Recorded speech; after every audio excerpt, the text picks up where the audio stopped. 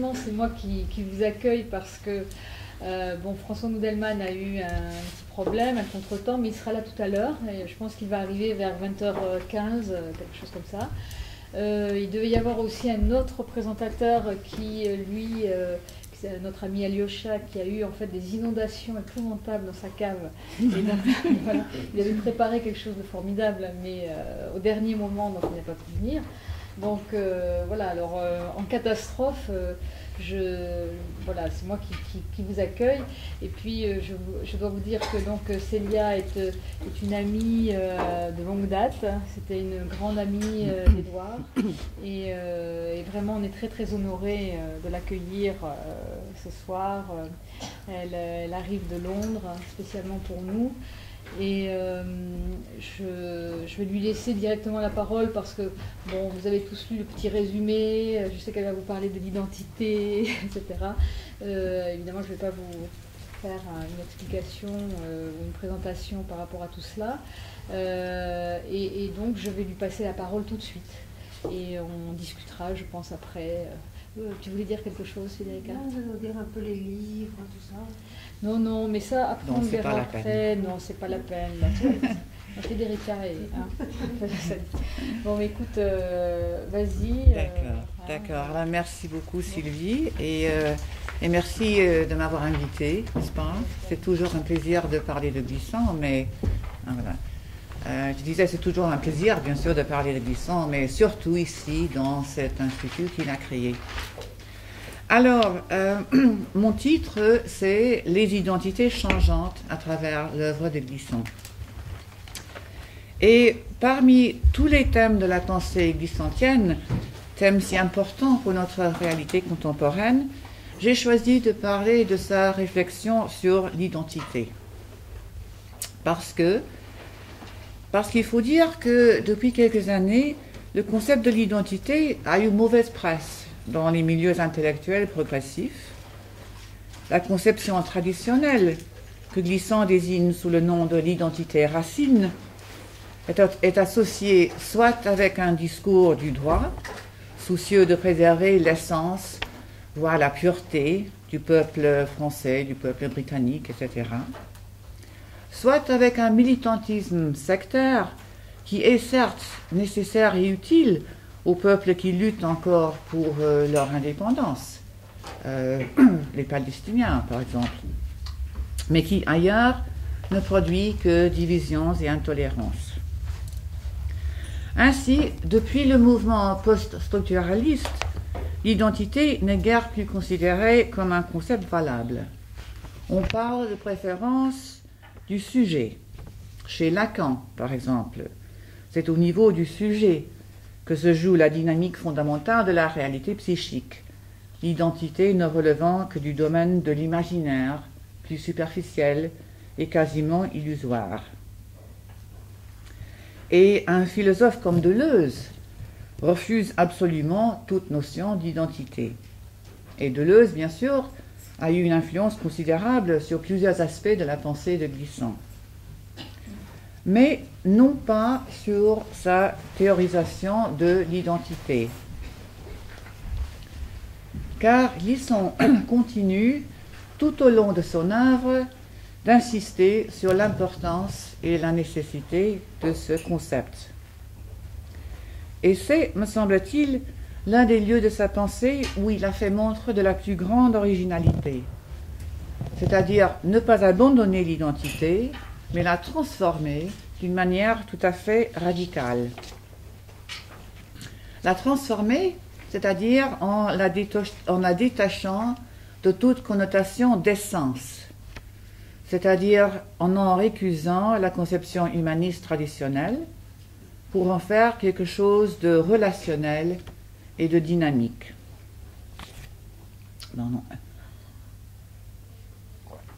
Ainsi, les identités changeantes de mon titre sont à comprendre dans deux sens. Une conception des identités comme changeantes et une conception changeante de l'identité. Et pour prendre ce deuxième sens d'abord, la conception que se fait Glissant de l'identité change au cours de l'évolution de son œuvre. et je vais distinguer 3 étapes principales. Une première période, c'est le discours rentier, où il s'agit de l'identité du peuple martiniquais en tant qu'elle se construit et se définit contre les pressions de la politique d'assimilation française. Puis, en deuxième lieu, dans les textes des années 90, tels que Tout monde, Introduction à une politique du divers et Traité du tout monde, la période de la créolisation, où l'identité est formée par les contacts avec les autres, les contacts entre cultures dans le tout monde. Et c'est aussi sans doute la période la mieux connue dans l'œuvre de Glissant. Et puis, troisièmement et finalement, une conception plus abstraite de l'identité basée sur la différence et aussi sur les relations avec les lieux, que l'on trouve dans le livre de 2006 qui s'appelle « Une nouvelle région du monde ». Donc, une pensée qui évolue à travers des formulations assez différentes,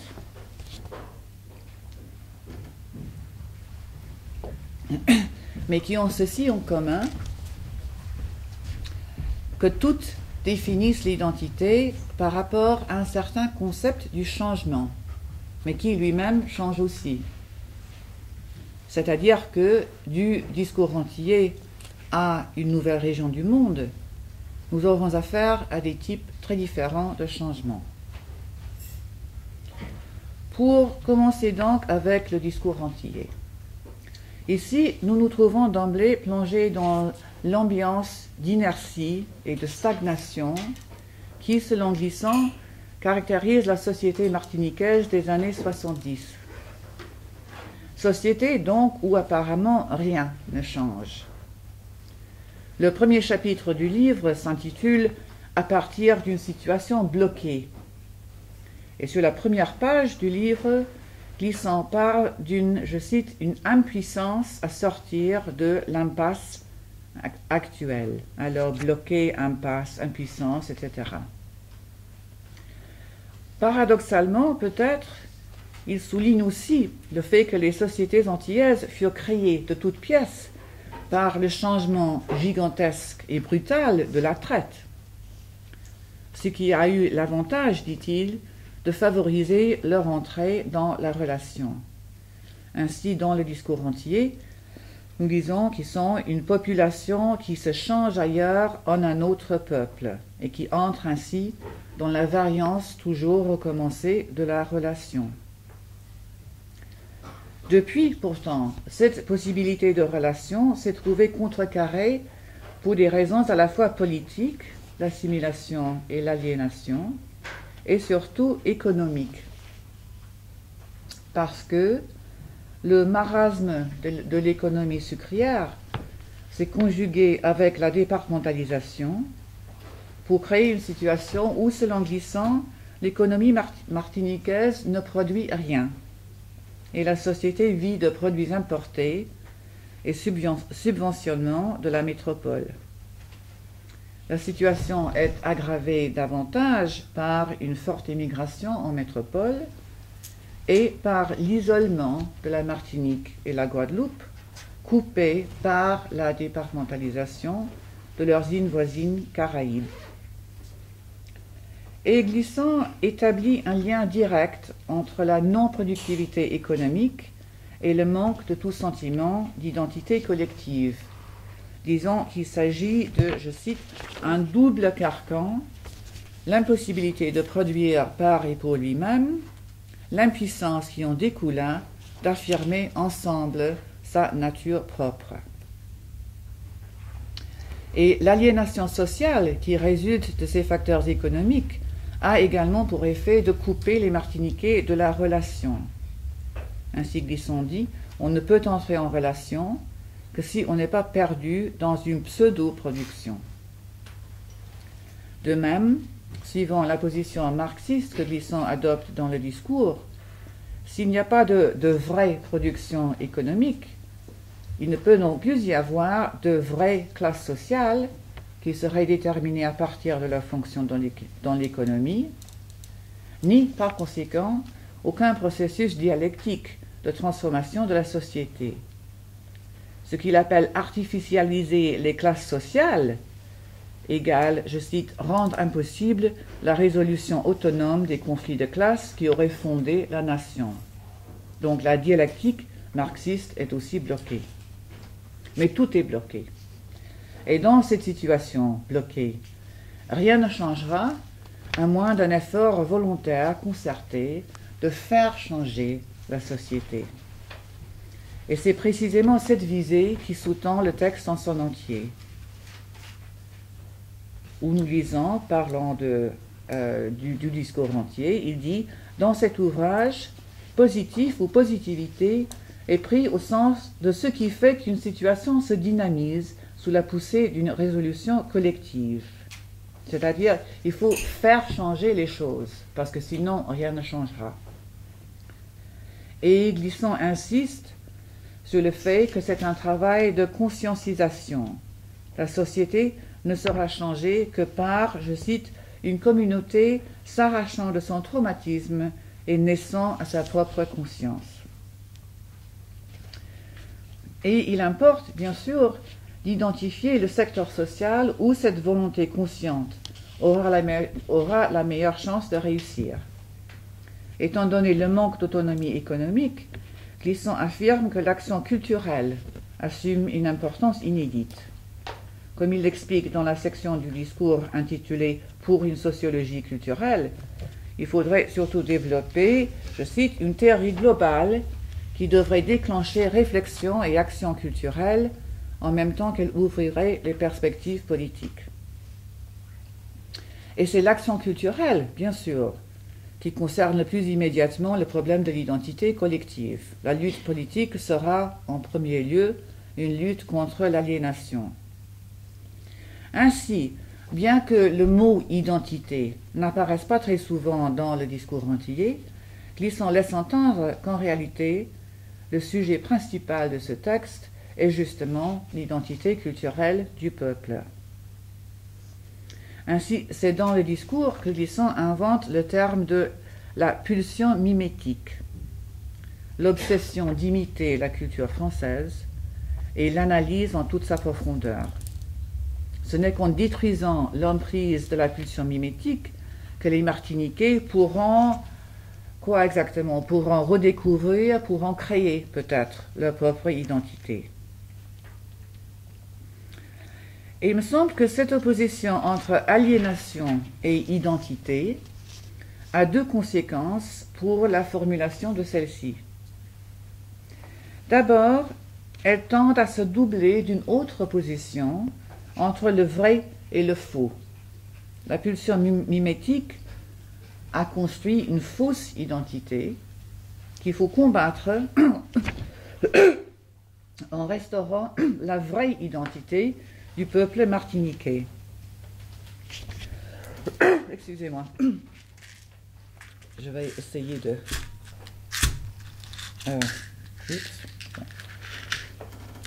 Oui, c'est-à-dire opposition entre le vrai et le faux. La pulsion mimétique a construit une fausse identité qu'il faut combattre en restaurant la vraie identité du peuple martiniquais. Ainsi, Glissant dit par exemple, il semblait que le destin des Antilles de langue française fut de se trouver toujours en porte-à-faux sur leur réalité, quand il n'était jamais donné à ces pays de rejoindre leur nature vraie, paralysés qu'ils étaient par une des formes les plus pernicieuses de colonisation, celle par quoi on assimile une communauté. Fin de citation.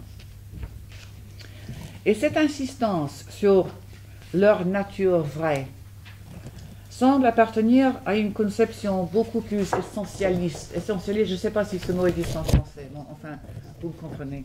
Une conception beaucoup plus essentialiste de l'identité qui va à l'encontre de la relation et que Glissant rejettera très explicitement dans ses œuvres ultérieures. Et la deuxième conséquence de cette opposition identité-aliénation, dans la mesure où il faut affirmer son identité contre l'assimilation, on est nécessairement amené à adopter une attitude défensive envers l'autre français. vu l'inégalité inhérente à la situation coloniale, toute position autre que celle de la résistance contre l'autre colonial risque de retomber dans la pulsion mimétique. Mais l'autre ne se limite pas en principe à l'autre colonial. Et c'est ici qu'une opposition supplémentaire, fondamentale à la définition de l'identité, entre en jeu. Celle du même et du divers. Le même et le divers, c'est bien sûr le titre d'un des chapitres du discours. Opposition selon lequel il faut défendre les droits du divers contre le pseudo-universalisme de l'Occident.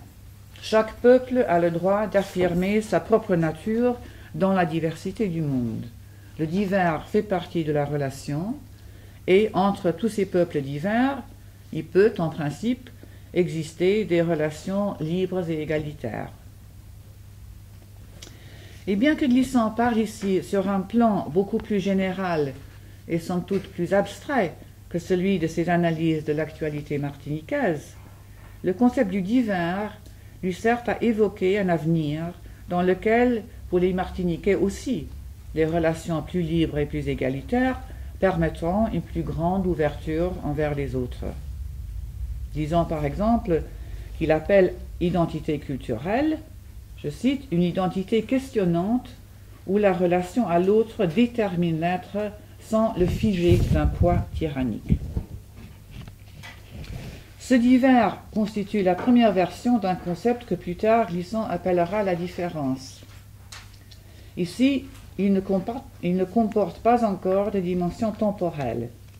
Les peuples sont divers les uns par rapport aux autres, mais chaque peuple a sa nature vraie, son identité plutôt immuable.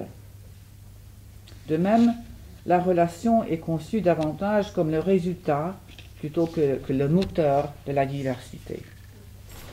Mais tout cela va changer dans les textes de ma deuxième période, celle de la créolisation.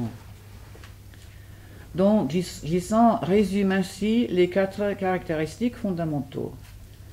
D'abord, la vitesse foudroyante des interactions mises en œuvre. Deuxièmement, la conscience de la conscience que nous en avons. Troisièmement, l'intervalorisation qui en résulte. Il commente, la créolisation ne suppose pas une hiérarchie des valeurs. Et puis, quatrième, l'imprédictibilité des résultantes. Donc la vitesse des interactions, la conscience, le refus d'une hiérarchie des valeurs et le caractère imprévisible des résultantes. Pendant les années qui ont suivi la publication du discours antillais, Glissant semble avoir décidé que le projet d'indépendance nationale pour la Martinique n'était simplement pas réalisable. En même temps qu'il s'est rendu compte qu'à l'échelle du monde entier, il se passait des transformations de grande envergure qui touchaient la vie de tous les peuples et tous les individus. C'était l'avènement de ce qu'il appelle le tout-monde et qui constitue un tournant majeur dans sa pensée. Ainsi, par rapport au discours antillais, les essais des années 90 se caractérisent par la plus grande ampleur de leur vision et par un ton nouveau, une célébration enthousiasmée de la créolisation. Et plus spécifiquement du point de vue de l'identité, il y a 2 différences principales et très marquées. L'isolement est transformé en relation et la stagnation en mouvement perpétuel. Ainsi, le monde est maintenant envisagé comme multiplicité de communautés qui se communiquent et réagissent les unes sur les autres. Comme il le dit dans Traité du tout-monde, pour la première fois, les cultures humaines en leur semi-totalité sont entièrement et simultanément mises en contact et en effervescence de réaction les unes avec les autres. Et ce sont ces relations entre cultures, et on remarque qu'il dit maintenant culture au lieu de peuple, ce sont ces relations entre cultures qui créent les identités. Maintenant, Glissant met en place l'opposition cardinale entre l'identité-relation, qu'il appelle aussi en empruntant le terme de Deleuze et Guattari, l'identité rhizome, enfin l'identité relation et l'identité racine. Pour dire que justement l'identité ne devrait pas être une essence fixe et immuable, unique et exclusive de l'autre, comme une racine. Mais au contraire, elle devrait être le produit de contact avec l'autre. L'identité comme facteur et comme résultat d'une créolisation, dit-il, et qui donc est toujours en train de changer dans un réseau de relations qui se transforme sans cesse. C'est-à-dire que, comme il le proclame dans Introduction à une poétique du divers, le monde se créolise, les cultures du monde mises en contact de manière foudroyante et absolument consciente aujourd'hui, les unes avec les autres, se changent en s'échangeant. Bon, l'identité n'est donc plus une identité militante qui résiste à l'assimilation et donc en fin de compte à l'autre français. Puisque maintenant, dans le tout-monde, les relations étant plus égalitaires et multilatérales, on n'a plus à protéger son identité contre l'autre colonial, mais au contraire à l'ouvrir à l'autre, dans un acte librement consenti. On parle de, je cite, des identités maîtresses d'elles-mêmes et qui acceptent de changer en s'échangeant. Et la grande question maintenant, dit Glissant, c'est, je cite, comment être soi sans se fermer à l'autre et comment s'ouvrir à l'autre sans se perdre soi-même. Car la créolisation n'a rien du magma de l'indifférenciation. Il dit, elle ne conclut pas à la perte d'identité, à la dilution de l'étang. Elle n'infère pas le renoncement à soi. Mais il s'agit plutôt, dans la formule clé, en quelque sorte, de la créolisation, de se changer en échangeant avec l'autre sans se perdre ou se dénaturer. Et tandis que dans le discours entier, il fallait un effort conscient pour transformer une situation bloquée, pour sortir de l'impasse, etc., dans le tout-monde, on a l'impression que tout se transforme de lui-même, tout le temps, d'une façon quasi automatique. Le changement fait partie de la nature même de l'existence humaine, qui ainsi ne relève pas de l'être, mais de l'étant. Je cite, « Je crois que nous sommes arrivés à un moment de la vie des humanités où l'être humain commence d'accepter l'idée que lui-même est en perpétuel processus, qui n'est pas de l'être, mais de l'étant, et que comme tout étant, il change. » Et Glissant insiste aussi beaucoup sur la vitesse du changement aujourd'hui par rapport au passé, son caractère foudroyant, il dit vertigineux, etc.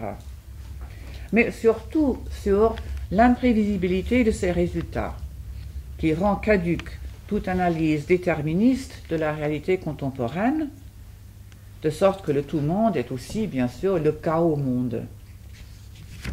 En revanche, le fait que les mutations imprévisibles de la réalité ne sont plus le résultat direct de l'action consciente n'implique pas pour autant une marginalisation du rôle de la conscience, qui, dans le tout-monde, est tout aussi important, mais largement différent. En effet, la conscience fait partie intégrale du tout-monde, que Glissant définit comme notre univers tel qu'il change et perdure en échangeant, et en même temps la vision que nous en avons, ainsi que la créolisation contemporaine qui se distingue par, je cite, son caractère foudroyant et son caractère de conscience.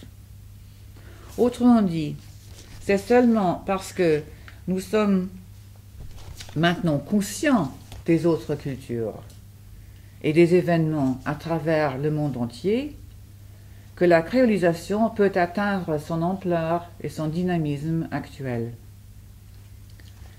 Et il s'ensuit que la conscience est toujours nécessaire aux changements culturels et sociaux. Mais non plus, par rapport au discours entier, je veux dire, non plus pour initier des actions qui accompliront des changements concrets et prévus dans la réalité sociale, Maintenant, c'est notre conscience des autres cultures qui nous permet d'être changés par elles, de nous changer en échangeant avec l'autre. On ne change plus le monde, on se laisse changer par les autres. Et cette capacité de réflexion consciente constitue la vraie libération dans le tout-monde. Car Glissant dit, c'est dans Introduction à une poétique du divers, un peuple qui ne peut pas réfléchir sa fonction au monde est en effet un peuple opprimé.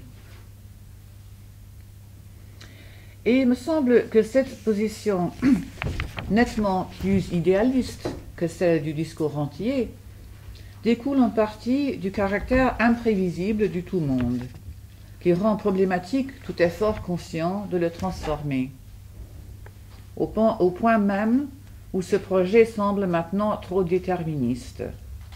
C'est-à-dire, le projet de transformer le monde semble maintenant méconnaître la réalité nouvelle du chaos monde. Parce que si tout est imprévisible, qu'est-ce qu'on peut changer? Comment peut-on essayer de changer quelque chose en prévision d'un résultat donné? Comme dit Glissant, la belle formule « changer le monde », c'est peu à peu transformé en « mettre le monde en carte, en système ». Et c'est la raison pourquoi, me semble-t-il, on voit dans ces textes des années 90 l'importance croissante de la poétique et de l'imaginaire, de préférence à l'action politique au sens traditionnel du terme, c'est-à-dire basée sur une analyse rationnelle et rationaliste de la situation. Ainsi, Glissant continue en précisant « Je dis alors que la vision poétique permet de vivre avec l'idée d'imprédictibilité parce qu'elle permet de concevoir l'imprédictibilité non pas comme un négatif, mais comme un positif. Et elle permet de changer notre sensibilité sur cette question, alors qu'aucun concept ou aucun système conceptuel ne pourrait le faire. » Est-ce que je pourrais avoir encore un peu d'eau, s'il vous plaît? D'accord, merci.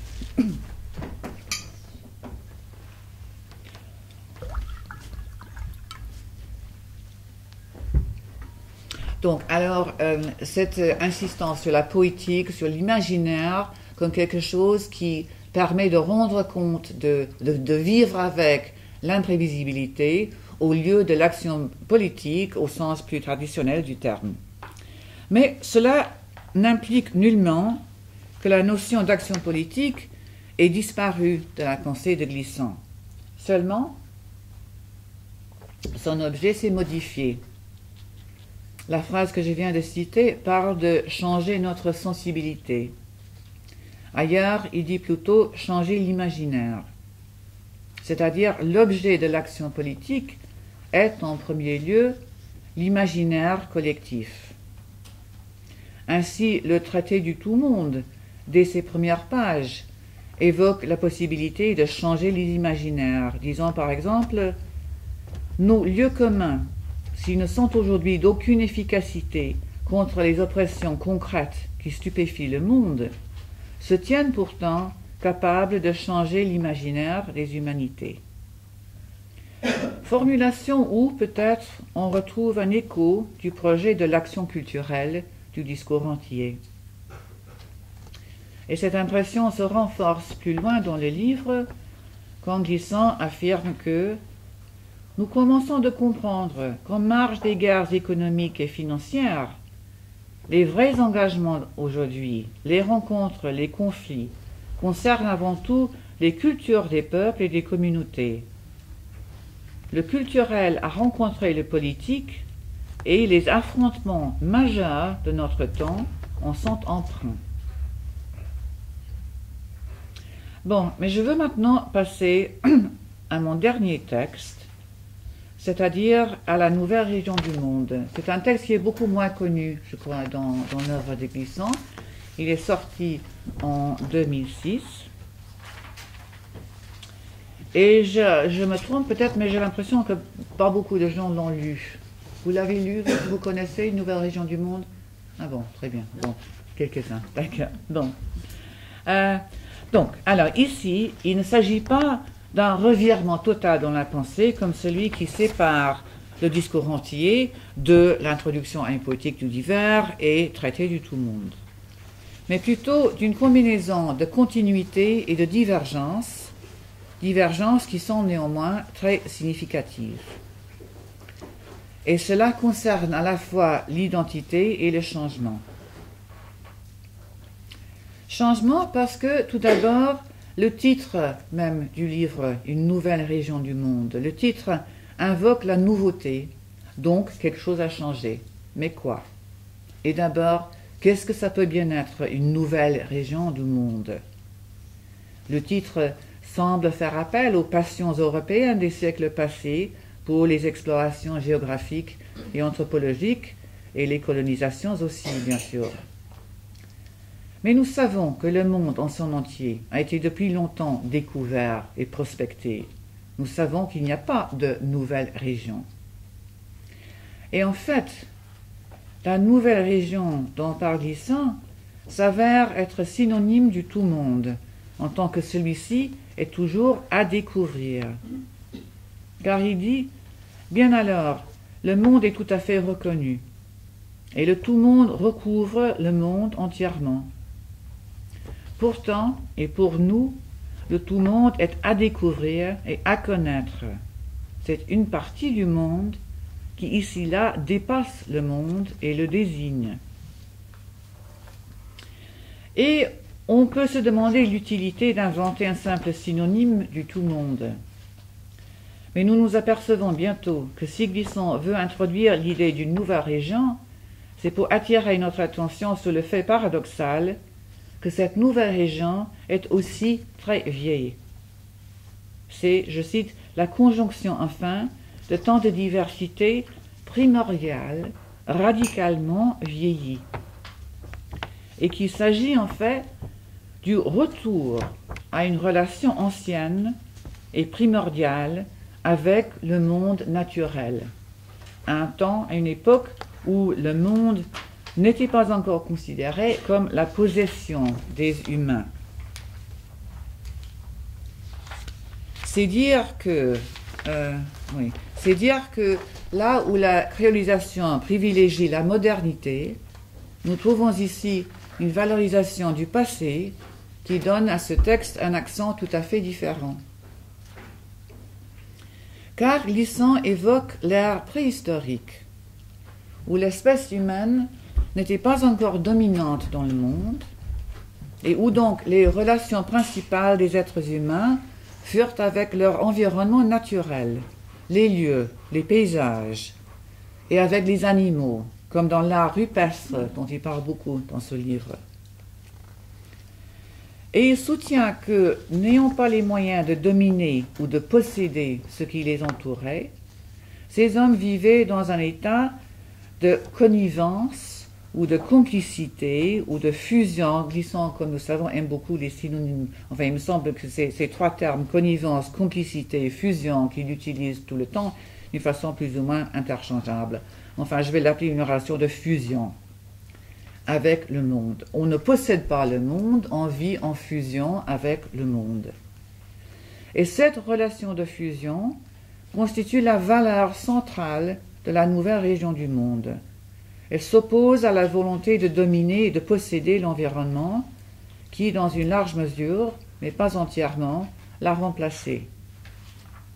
Et elle coïncide, bien sûr, avec la relation écologique au monde que Glissant a promulguée dans beaucoup de ses autres écrits récents. C'est une relation que, depuis, les artistes et les poètes ont toujours, selon lui, secrètement essayé de recréer. Mais, à part les artistes, et plus pleinement qu'eux, la fusion et la connivence ont été préservées, selon Glissant, dans les communautés indigènes, maintenant considérées comme primitives, qui ont survécu jusqu'au présent, habitant toujours leurs lieux ancestraux. Il les appelle les demeurés, avec une ironie, bien sûr, voulue, N'est-ce pas, les demeurer parce qu'ils ont demeuré, n'est-ce pas? Parce que, dit-il, ces communautés ne bougèrent pas de leur lieu donné et elles se combattirent. C'était leur manière de continuer la connivence. Or, cette importance accordée aux communautés indigènes est absolument nouvelle dans l'œuvre des Glissant, qui jusque-là avait mis au premier plan les peuples transportés ou immigrés. Il a très peu écrit sur les peuples indigènes de la Caraïbe, par exemple. Et elle a pour effet d'éliminer presque entièrement la créolisation.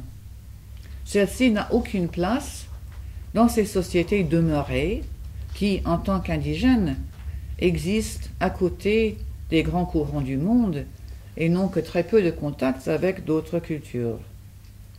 Et en effet, le mot créolisation n'apparaît que 2 fois dans une nouvelle région.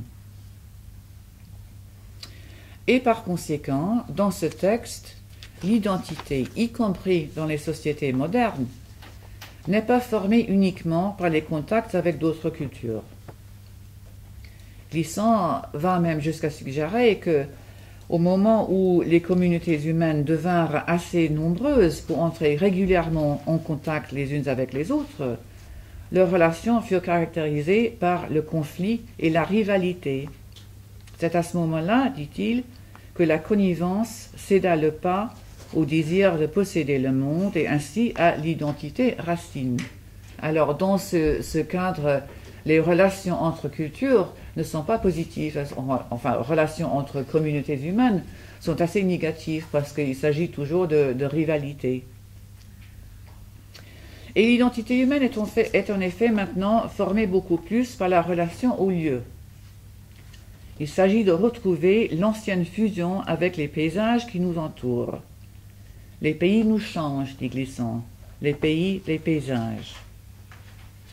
Ils nous changent non pas de façon déterministe, mais dans un va-et-vient entre les humains et les lieux, où, Glissant dit, les lieux tressent un texte baroque dont il nous faut décider s'il soutient ce que nous appellerions notre identité, ou si c'est nous qui lui conférons la densité qui engage chacun des 10 lieux plus avant chaque fois dans l'été de son paysage. Bon, il semblerait donc que la conception de l'identité qui se dégage d'une nouvelle région du monde soit tout aussi différente de celle de la créolisation que celle-ci ne l'était du discours entier. Mais en fait, ce n'est pas le cas, parce qu'une nouvelle région est aussi régie dans son entier par le concept majeur de la différence. Concept beaucoup plus abstrait que la créolisation et beaucoup plus général, puisqu'il s'applique non seulement aux cultures et aux peuples, mais également aux lieux, aux œuvres d'art, voire à tous les éléments de la réalité. Ceci dit, il joue un rôle quasiment équivalent à ceux de la créolisation et du divers dans les textes antérieurs de Glissant. Pourtant, la différence ici n'est plus synonyme de l'autre. Elle se situe en amont de l'opposition entre le même et l'autre. Nous lisons, ce n'est certes pas le même et l'autre, ni leur accord qui tisse la relation, c'est le différent qui permet que soit le même et l'autre. Glissant emprunte de Deleuze, mais spécifiquement du livre de Deleuze qui s'appelle Différence et répétition, l'idée qu'une différence est en même temps une répétition, c'est-à-dire une ressemblance, et aussi que la différence est un principe générateur. Glissant dit, et les différences déroulent à leur tour d'autres différences. Et ces différences engendrées produisent ensemble, par-delà les diversités, la continuité non prévisible du monde. De sorte que Glissant appelle la différence la matrice motrice du chaos-monde. Elle génère toutes les identités dans un processus continu qui fait que les identités varient toujours. C'est pourquoi il préfère quelquefois les appeler variétés. C'est-à-dire, dans une nouvelle région du monde, au lieu de dire identité, il dit variété. Par exemple, quand les différences du monde dans le monde se rencontrent, les variétés qu'elles reconnaissent tout aussi bien se multiplient. ou bien toute identité est aussi une variété qui, pour un temps, a cessé de bouger. Nous avons affaire alors à une identité qui est tout aussi dynamique que celle de la créolisation. Mais l'originalité de ce texte d'une nouvelle région du monde est de tenter une synthèse de la différence génératrice et la fusion avec le monde. Synthèse, en d'autres termes, de ce qui bouge et se transforme avec ce qui demeure. C'est un projet ambitieux, complexe, et qui peut-être n'arrive pas à résoudre certaines contradictions. Mais nous savons bien sûr que Glissant n'a jamais aimé la pensée systématique.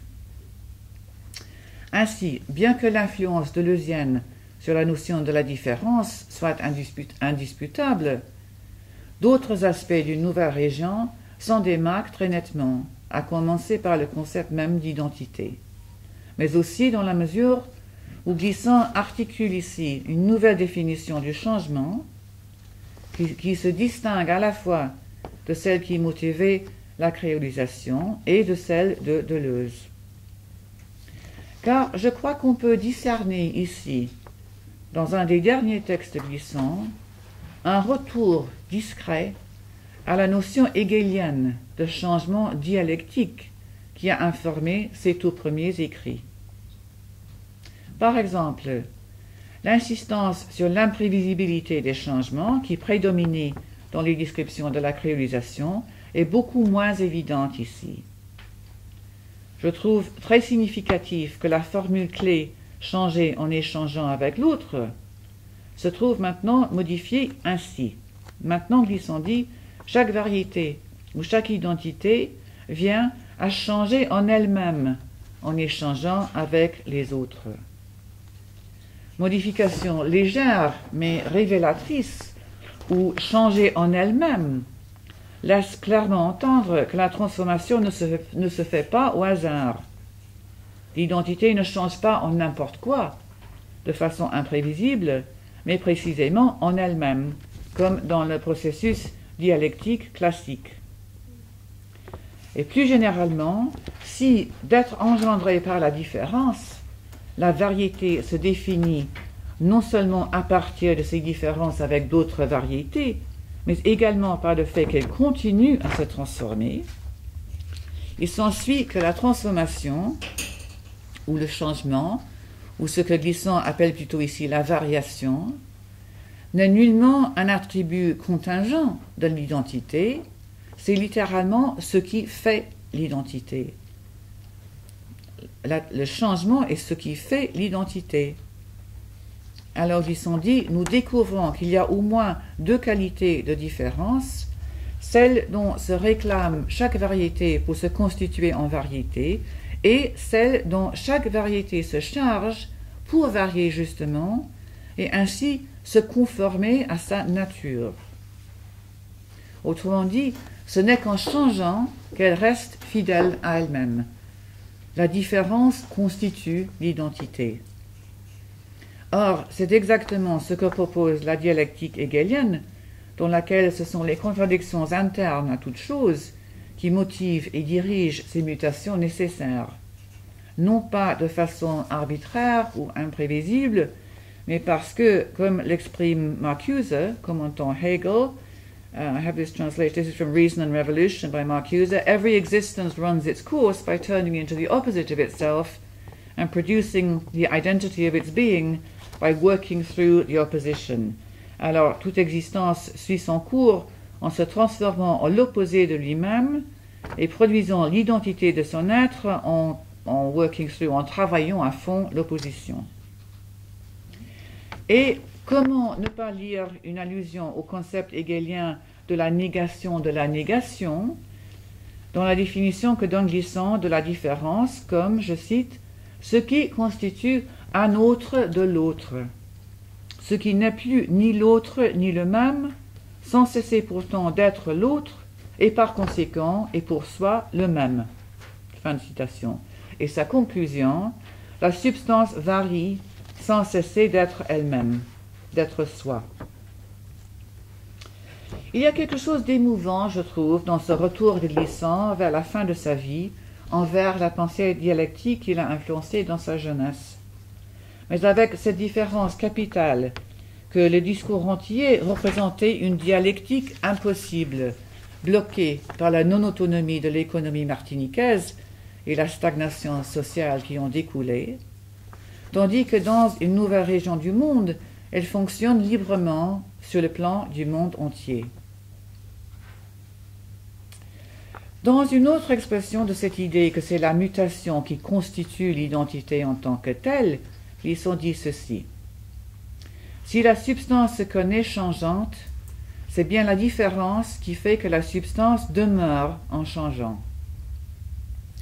Articulant ainsi une synthèse de changement et de permanence qui fait se rejoindre la dimension dynamique du livre, la matrice motrice et la différence, avec l'importance accordée aux communautés anciennes de ceux qui demeurent et ainsi préservent la capacité de fusion avec le monde.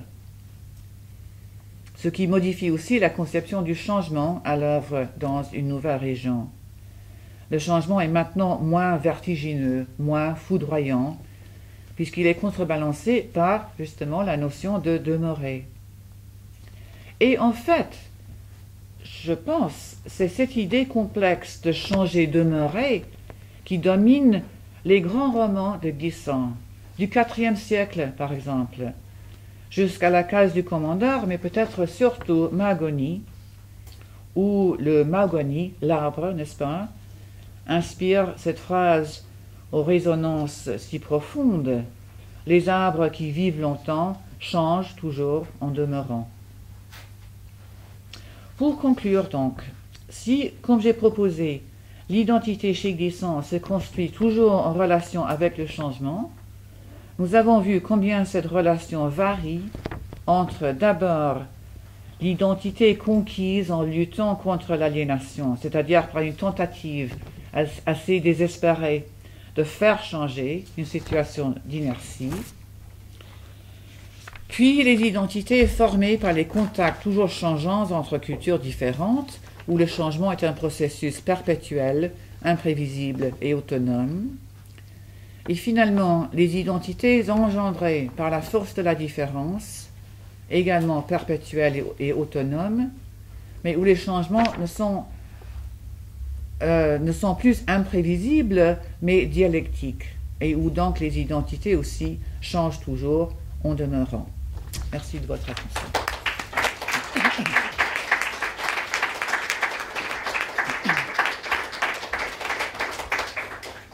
Bon, ben, vraiment, je te remercie. C'était formidable. Et je voudrais savoir si les personnes veulent bien poser des questions, intervenir, dire quelque chose. Bon, François Mudelman n'est pas arrivé. Alors, on l'attend. Je ne sais pas combien de temps, mais enfin... on peut commencer une discussion. Oui, voilà. Si vous avez des questions.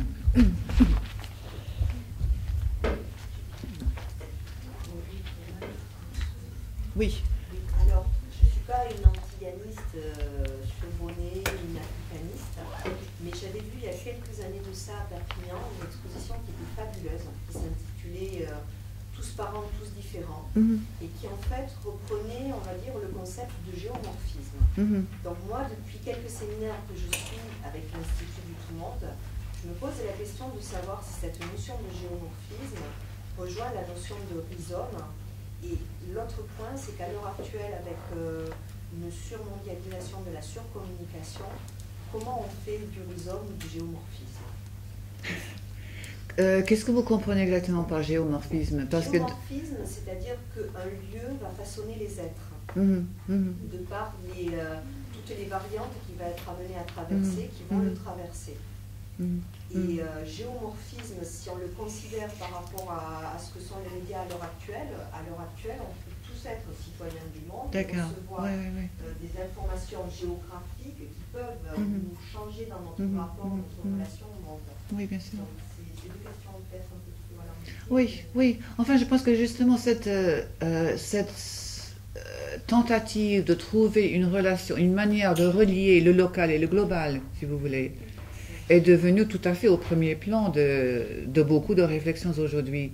Et c'est une question très importante. Je pense que ce que Glissant a apporté à cette question, c'est toujours dans une nouvelle région du monde, c'est l'idée que notre relation avec le lieu, ce qu'il appelle la fusion, c'est-à-dire quelque chose de très étroit, de très statique, de très local, n'est-ce pas, hein, est toujours modifiée par les relations des lieux entre eux, n'est-ce pas? C'est-à-dire que il dit, j'ai oublié la citation exacte, mais à un certain moment, il dit que c'est seulement parce que les paysages se répètent qu'on peut trouver du sens dans les paysages, que les paysages peuvent nous parler, parce que, enfin, les paysages nous parlent, n'est-ce pas, pour lui, mais ils parlent à partir aussi de leurs relations entre eux.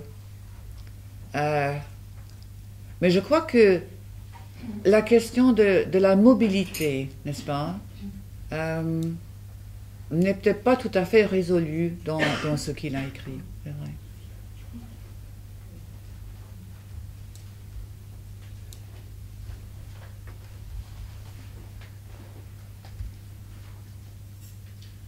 Vous avez dressé un mouvement, puis la vision d'un discours entier où il débat avec une identité, dans l'espérance qu'une communauté se réveille et prenne son destin en main. Et qu'au bout du compte, parce que on voit au bout de son parcours, l'identité de cette communauté dans le monde, dans la relation forcée, déplacée, mais qui lui a fait revenir justement ces moments dialectiques. Il a été une identité bloquée parce qu'une société bloquée, et puis à la fin de sa vie, cette dialectique, donc le mouvement des choses, pour Hegel, pour pas Marx, hein, est-ce que vous n'avez pas eu le sentiment que là, Édouard Glissant, contrairement, parce que je veux dire, quand on reprend même les textes, est-ce que vous, dans les textes antérieurs, vous ne sentiez pas, parce qu'on avait l'impression que pas que tout est dit à l'avance, que sa poétique, sa vision, il met les choses au début, et après il décline, il revient, il répète. Voilà. Est-ce que là, vous avez senti cela, dans ce parcours que vous avez illustré dans sa pensée? C'est retour en arrière, vous voulez dire? Oui, absolument. Enfin, l'évolution chez Glissant n'est jamais linéaire, n'est-ce pas? Enfin, sa pensée ne se développe pas de cette façon-là. Il y a toujours des retours en arrière, il y a toujours des continuités aussi. Des retours, et en même temps, dans les retours, il y a une modification. Oui, bien sûr. Il reprend. Bien sûr, oui, c'est ça. Oui, exactement, oui. Dans les romans, comme dans la... Moi, c'était sur le sens dialectique, là. Je voulais vous revenir un petit peu sur ça, parce que ça m'interpelle. Comment expliquez-vous, justement, est-ce que, bon, qui relie Deleuze, qui relie Hegel, comment... vous, dans votre analyser? Je ne sais pas pourquoi, enfin, je ne sais pas. Il y a peut-être une. Est-ce que c'est parce que il a senti finalement que Deleuze n'apportait pas une solution parfaite? Enfin, je pense que c'est assez évident, n'est-ce pas? Il retravaille l'idée du tout monde, je pense qu'il s'aperçoit qu'il y a quelques problèmes par rapport à cette idée. Il y a ce problème de la coupure entre le discours antillais, justement, et l'idée du tout monde. Je pense qu'il essaie peut-être de retravailler ensemble pour ne pas renier tout ce qui a été dit dans le discours antillais. Oui, peut-être aussi. Mais il faut dire que ce qui fait la force du discours antillais, c'est quand même quelque chose qui répond à une situation historique assez spécifique. Et il est difficile de recréer cela dans le XXIe siècle, n'est-ce pas? Mais en même temps, c'est une situation exemplaire, enfin qui veut exemplaire dans le discours antillais. Peut-être. Précise et exemplaire comme l'idée de l'aliénation. Oui. C'est l'extrême de l'aliénation. Oui, bien sûr. Mais le projet, si vous voulez, le projet qui, finalement, il a abandonné parce que... Je ne sais pas s'il y a vraiment un projet dans le discours entier. Pas par moment. Il y a une constatation, on constate. Il y a une analyse objective. Enfin, c'est un livre très ambigu, enfin profondément ambigu, et je pense que par moment, et enfin, il a ses moments plus optimistes, si vous voulez, où il parle je sais pas, de créer un théâtre populaire, de faire des choses comme ça. Oui, avec... Oui, vous parlez c'est la question de style. Excusez-moi, je vous entends mal. Ah, pardon, je disais, à propos du retour discret, vous avez utilisé l'adjectif discret, le retour discret à Hegel, est-ce que vous pouvez préciser les éventuelles manifestations de ce retour est-ce qu'il y a des textes d'Hegel auxquels vous pensez? Non, pas vraiment, c'était une idée. Ou alors chez Glissant, dans quoi vous voyez ce retour-là, hormis le changer en échangeant?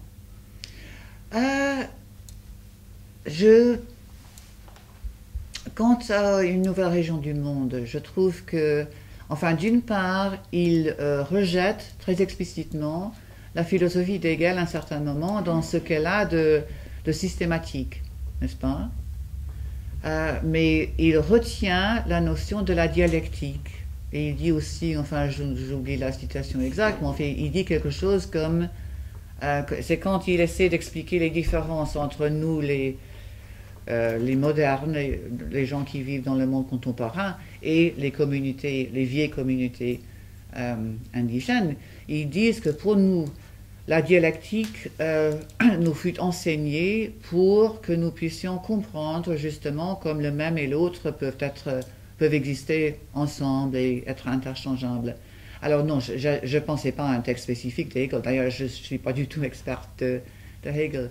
Vous connaissez peut-être, il y a un livre de Nick Nesbitt en anglais qui parle beaucoup plus sur... C'est un livre qui a été écrit avant la sortie d'une nouvelle région du monde, mais Nesbitt soutient que pendant toute sa carrière, Glissant a toujours maintenu une sorte de courant de marxisme-hegelianisme, n'est-ce pas, qui a coexisté avec des influences beaucoup plus voyantes et évidentes, comme surtout Deleuze, n'est-ce pas?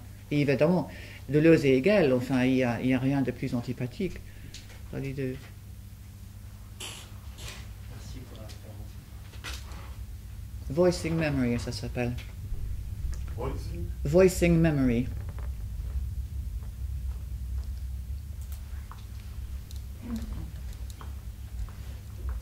Oui. Certainement, vous avez dit que les changements ne s'opèrent plus dans les domaines politiques, dans l'action politique, même s'ils considèrent toujours l'action politique comme très importante, mais elles s'opèrent dans les changements imaginaires, dans changer l'imaginaire. Vous pouvez spécifier l'imaginaire devient un terme très important, la poétique aussi, et c'est, encore une fois, c'est plus ou moins la même chose. Je crois que c'est dans Introduction à une poétique du divers, ou même plus tard, je ne sais plus. Mais enfin, il a ce sorte de slogan qui dit « Agis dans ton lieu, pense avec le monde ». C'est-à-dire qu'il faut mener des luttes concrètes dans notre propre situation. Agis dans ton lieu, enfin, les choses qui nous affectent directement. Il faut agir politiquement dans un sens tout à fait classique du mot. Mais aussi, il faut, en même temps, tout en faisant cela, il faut aussi penser avec le monde. C'est-à-dire que notre imaginaire doit toujours se rendre compte, enfin s'ouvrir à toutes les évolutions du tout monde. Parce que sinon, cela retombe dans le sectarisme, il dit plus ou moins. Et changer les imaginaires, c'est ce niveau plus abstrait. Alors, qu'est-ce qu'on peut faire concrètement pour changer les imaginaires? Il ne le dit pas très explicitement, mais enfin, on pense, c'est une question d'écriture, surtout, je crois. Écrire, que ce soit de la poésie, des essais et tout ça. Et puis, il est intervenu aussi dans des campagnes plus concrètes avec contre la persécution des écrivains, par exemple, et tout ça. Et je crois qu'on peut dire que la relation elle-même, enfin la théorie de la relation, en termes très simples, c'est une politique, enfin c'est une politique antiraciste, n'est-ce pas? Parce qu'il y a beaucoup de gens, enfin il y a certains critiques qui ont dit que après le discours entier, Glisson a totalement abandonné la politique, mais je pense que ce n'est pas vrai. Enfin cela dépend d'un sens très très étroit de l'action politique.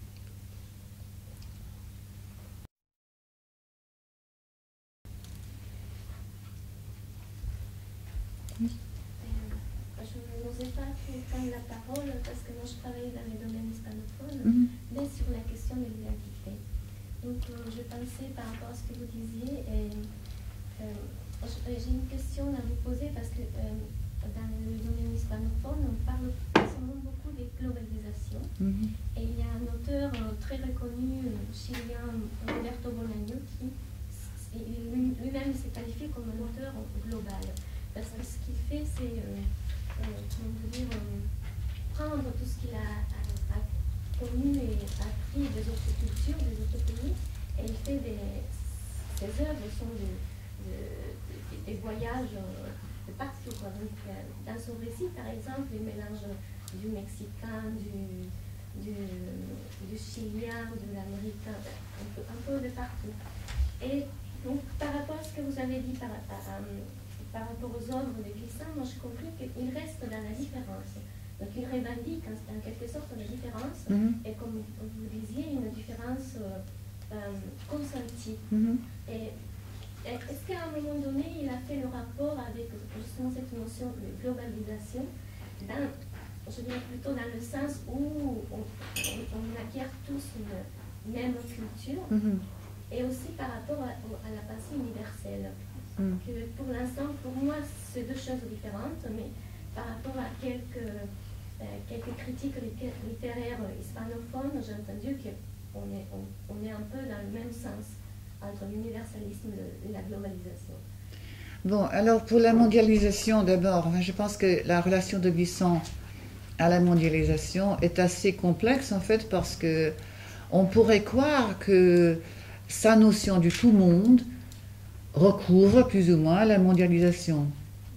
Mais il a développé d'une façon tout à fait autonome, enfin à la même époque plus ou moins, mais sans aucun contact avec d'autres penseurs de la mondialisation. Après, il a créé cette sorte de distinction entre une version négative qui serait mondialisation et une version positive qu'il appelle maintenant mondialité, mais qui est plus ou moins le tout le monde. Et je crois que au cours de ces textes plus récents, les aspects négatifs sont devenus plus importants pour lui qu'avant. Donc, oui, on ne pourrait pas dire qu'il accueille tout simplement la mondialisation, si c'est ça que vous voulez dire. Et pour la pensée universelle, je ne sais pas très bien ce que vous voulez dire par là. Parce que par rapport à la mondialisation, la mondialisation a un aspect plutôt péjoratif. Et dans le sens de l'universalisme, c'est la revendication de l'écrivain l'importance c'est l'œuvre et pas la revendication d'une nation ou d'une identité. C'est l'œuvre en soi-même.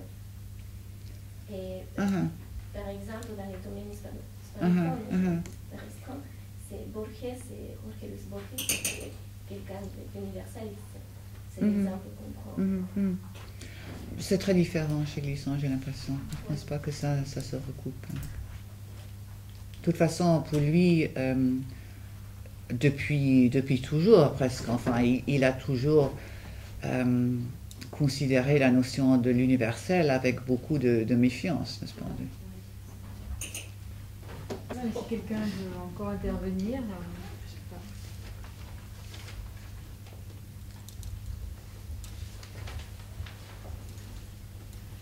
C'est bien, en tout cas, vraiment, on te remercie. C'était vraiment Ben, magnifique. c'est moi qui vous remercie aussi. Merci.